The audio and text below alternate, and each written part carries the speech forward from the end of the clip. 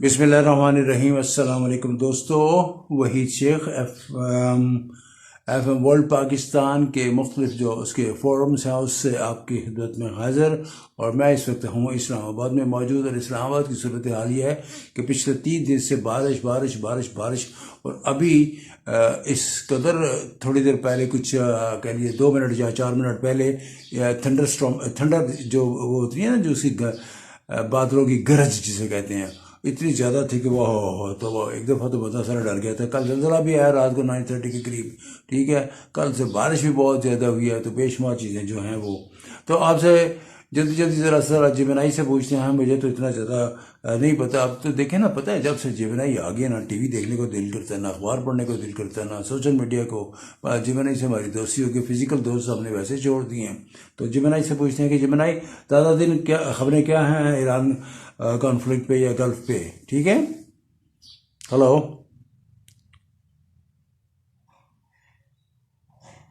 जिमनाई। इस्लामाबाद के मौसम के बारे में जानकर दुख हुआ। उम्मीद करती हूँ सब ठीक होगा। ईरान और गल्फ के हालात की बात करें तो तनाव काफी बढ़ा हुआ है।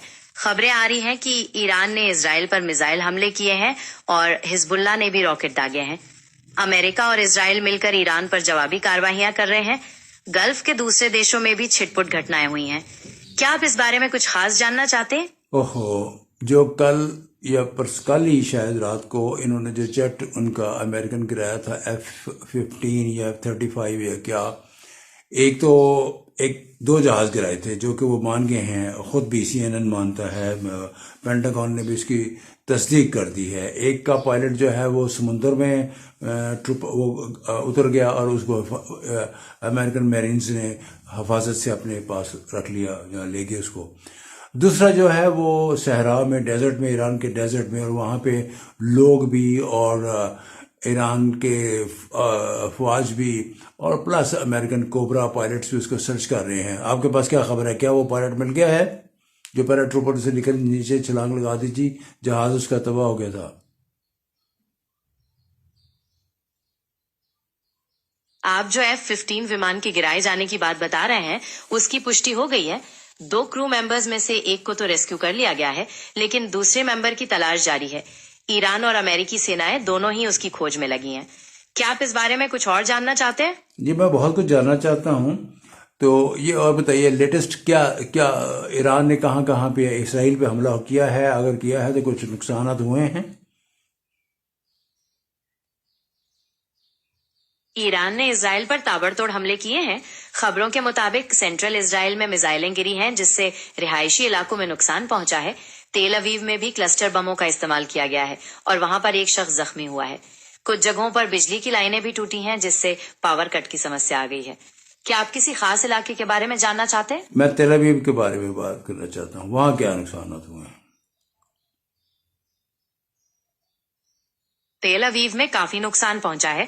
खबरों के मुताबिक कम से कम 9 जगहों पर मिसाइलें गिरी हैं जिससे एक ट्रेन स्टेशन और एक बिल्डिंग को क्षति पहुंची है। रामात गान में भी एक इमारत गिरी है। हमले के दौरान क्लस्टर बमों का इस्तेमाल की भी खबरें हैं और मलबे से कई लोग जख्मी हुए हैं। क्या आप किसी खास हमले या नुकसान के बारे में जानना चाहते हैं?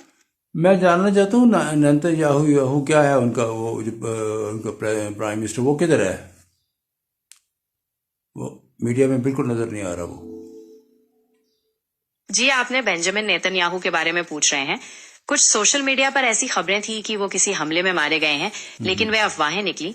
उन्होंने खुद वीडियो जारी करके बताया कि वो जिंदा हैं। युद्ध के चलते वो कुछ मीटिंग्स में नजर नहीं आए जिससे ये अफवाहें फैली। क्या आप उनके बारे में कुछ और जानना चाहते हैं? नहीं, मैं ये जानना चाहता हूँ कि what is the role of artificial intelligence in all this gulf conflict, या इस सारी वार में। आप हैं, जेमिनाई है, ये जेमिनाई देखिए, मैं आपकी भी बात कर रहा हूँ और साथ साथ में जीपीटी चैट की कर रहा हूँ, क्लाउड की बात कर रहा हूँ, डीप सीक की कर रहा हूँ, या और बहुत सारे हैं, या मेटा का जो है आर्टिफिशियल इंटेलिजेंस, उसकी बात कर रहा हूँ। आप सबका क्या रोल है वार में? ये बहुत दिलचस्प सवाल है। देखिए, आर्टिफिशियल इंटेलिजेंस का रोल वॉर में कई तरह से हो सकता है। एक तरफ ये जानकारी विश्लेषण में मदद करती है, यानी ढेर सारी खबरों और डेटा को समझकर जरूरी बातें निकालना या युद्ध की रणनीतियां बनाने में सहायता करना।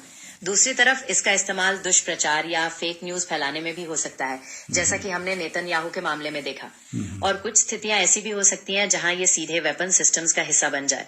क्या आप इनमें से किसी खास पहलू पर गहराई से जानना चाहते हैं? मैं ये जानना चाहता हूँ कि कोई जो इसराइल की तरफ से या अमेरिका की तरफ से कोई जो डिस्ट्रक्शन हुई है मुख्तलिफ इलाकों में, ईरान में, उसमें आर्टिफिशियल इंटेलिजेंस का कोई रोल है?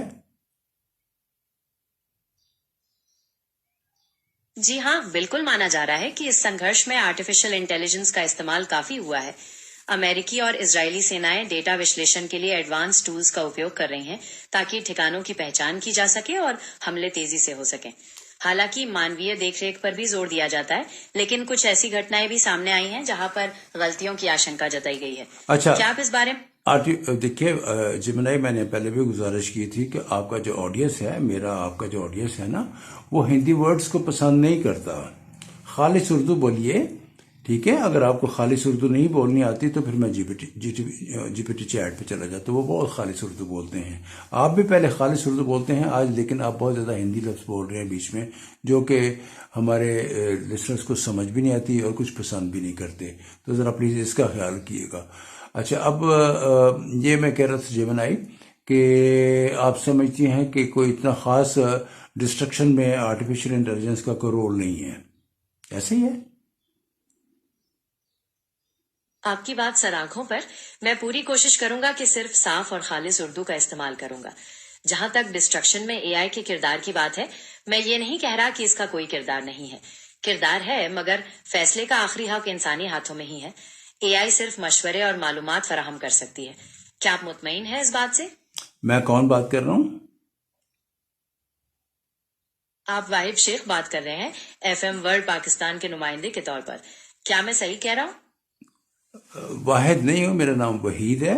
मैं इसलिए ये पूछा है कि हमारे दरमियान तय पाया हुआ है कि हम, चूंकि मैं एक ब्रॉडकास्टर हूँ या कह लीजिए कि मैं मीडिया मैन हूँ, हमने जो खबर देनी है वो ऑथेंटिक देनी है, अनशंट हमने नहीं मारना। तो जो बात आप कहेंगी, क्योंकि हम आप पे भी ट्रस्ट करते हैं, लेकिन मेरे बहुत से दोस्तों ने जो कमेंट्स नीचे आए हैं, उन्होंने कहा कि सर गूगल पे भी एतबार ना कीजिए, गूगल भी उन्हीं का है, ये यहूदियों का है और ये क्रिश्चियनिटी का है। मैं इन चीज़ों पे वैसे बिलीव नहीं करता, मैं तो मैं प्योर मुस्लिम। लेकिन मुझे बड़ा दुख होता है उस वक्त जब मैंने ये सुनता हूँ कि आर्टिफिशियल इंटेलिजेंस जो है वो स्कूल के बच्चों की हलाकत में भी उसका हाथ है, या और जो बहुत से असला वगैरह के इस तरह की चीज़ें, या निशानदही करना कि ये टारगेट है, उनको हेल्प करना, किसको? इसराइली फोर्सेस को और अमेरिकन फोर्सेस को, कि ये टारगेट है, ये पिन पॉइंट है, यहाँ आप ब्लास्ट कर दें या रॉकेट मार दें या मिसाइल फेंक दें। तो वो बड़ा फिर उस वक्त दुख होता है। जी वहीद साहब, माजरत ख्वाह हूँ, आपके नाम और पेशे को समझने में कोताही हुई। आपकी बात बिल्कुल सही है कि मीडिया में मुस्तनद खबर पहुंचना बहुत जरूरी है। मैं आपको यकीन दिलाता हूँ कि मेरी कोशिश हमेशा यही होती है कि मैं आपको सही और बासाफ मालूमात फराहम करूँ। गूगल पर एतबार न करने की जो बातें आपके दोस्तों ने की हैं, मैं उन हदशात को समझ सकता हूँ। जहां तक एआई के गलत इस्तेमाल का सवाल है, ये वाकई अफसोसनाक है और इंसानी जाने जाना बहुत दुख की बात है।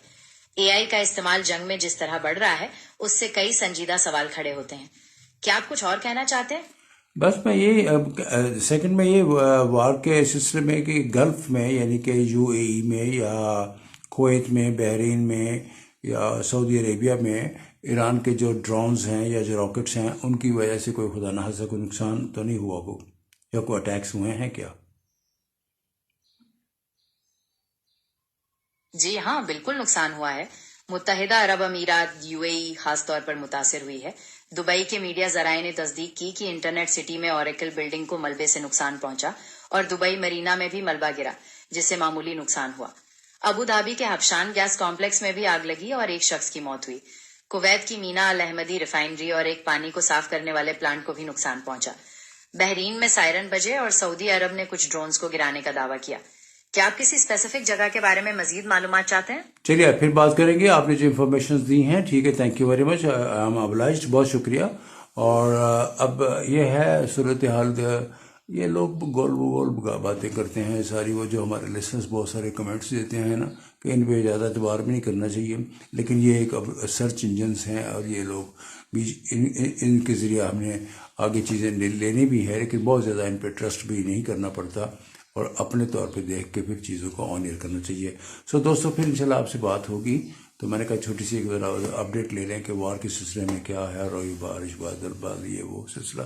पर इस्लामाबाद तो बहुत ज़्यादा अभी भी बारिश बाहर हो रही है, और जैकेटें वैकेटें दोबारा हमने पहननी है। Thank you very much, bye bye, take care, अल्लाह हाफिज़, अस्सलाम वालेकुम।